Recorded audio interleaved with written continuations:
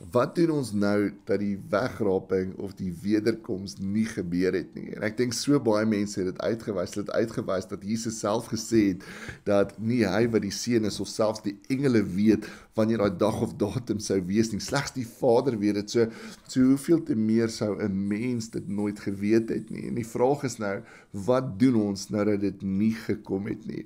En ek dink in die eerste plek is dit so belangrik dat ons elke persoon wat daai uitspraak gemaak het, wat daai voorspelling gemaak het, omvou met Jesus liefde, dat ons genade bewys, want ek dink op hierdie stadium is dit so maklik om iemand se bediening te kanselleer of hulle te kruisig voor die altaar van 'n fout.